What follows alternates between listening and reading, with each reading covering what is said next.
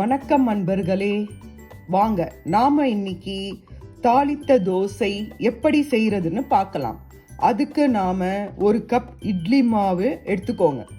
அதன் பிறகு 2 table spoon ரவை எடுத்துக்கோங்க, 2 டேபிள் ஸ்பூன் கோதுமை மாவு எடுத்துக்கோங்க. நான் ரெண்டுத்தையும் ஒரே கிண்ணத்துல எடுத்திருக்கேன்.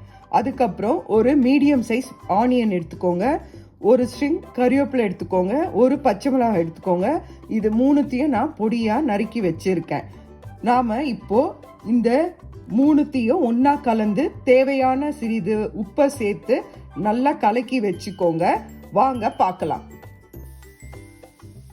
வெங்காயம், பச்சை மிளகாய், கறிவேப்பிலை போட்டாச்சு. இல்லை இதை நல்லா வதக்குங்க. வதங்கின பிறகு நாம் இதை மாவில் கொட்டி கலக்கிடலாம். அதே மாதிரி நான் உங்களுக்கு காட்டின மாவை மூணுத்தையும் ஒன்றா இதில் மிக்ஸ் பண்ணி இந்த மாதிரி கரைச்சி வச்சுருக்கேன். கரைச்சி வச்சதில் நாம் வதக்கின வெங்காயத்தை இதில் போட்டு கலக்கி விட்டுடலாம். அதுக்கப்புறமா உங்களுக்கு எப்போ தேவையோ அப்போ நீங்கள் தோசை செஞ்சுக்கலாம்.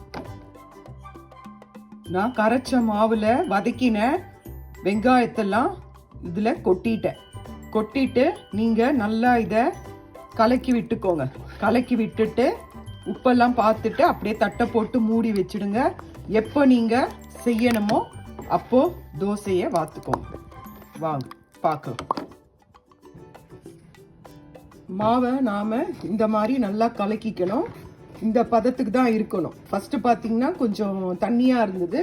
அந்த ரவை இப்போ ஊறி இந்த பதத்துக்கு வந்துருச்சு. இப்போ இதை நாம் தோசையாக சுடலாம். வாங்க பாருங்க. இந்த மாதிரி தோசையை நாம வாத்துக்கணும். வாத்துக்கிட்ட பிறகு நீங்க எண்ணெய் இருந்ததுன்னா அதை சுத்திரம் விடுங்க. நான் இந்த சில்லி ஆயில் பண்ணியிருக்கேன் இல்லையா, அதை நான் இதை சுத்திரம் விடுறேன். நல்லா ஸ்பைசியாகவும் நல்ல காரசாரமாகவும் நல்லா சூப்பராக இருக்கும். இந்த ஆயில் நீங்கள் செஞ்சீங்கன்னா இந்த ஆயிலை இதுக்கெல்லாம் யூஸ் பண்ணிக்கலாம். அதுக்காக தான் நான் இந்த வீடியோவில் உங்களுக்கு காட்டுறேன். இந்த சில்லி ஆயில் எதுக்கெல்லாம் யூஸ் பண்ணலான்றத உங்களுக்கு நான் காட்டுறேன். இந்த சில்லி ஆயிலை நீங்கள் போட்டு சாப்பிட்டீங்கன்னா சூப்பராக ஃபர்ஸ்ட் கிளாஸாக இருக்கும்.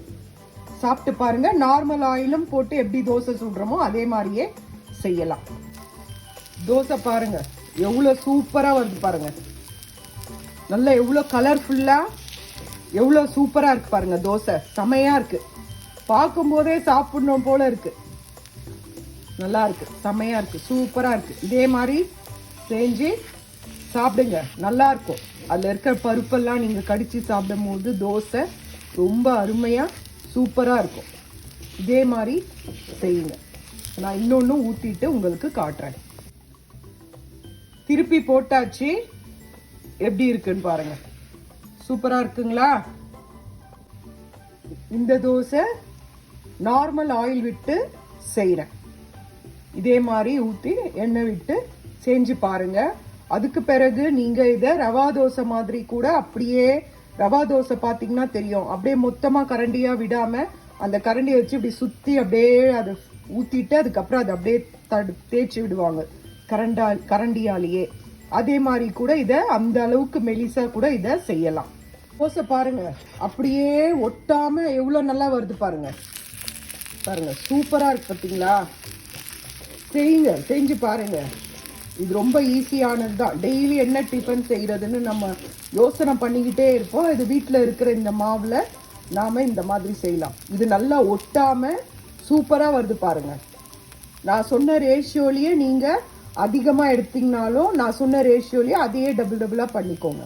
அவ்வளோதான். பாருங்க நல்லா செவந்த சூப்பராக வருது.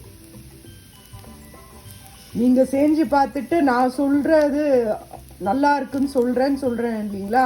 அதே மாதிரி நீங்க செஞ்சு பார்த்துட்டு இது நல்லா இருக்குதுன்றதை எனக்கு கமெண்ட்ல சொல்லுங்க.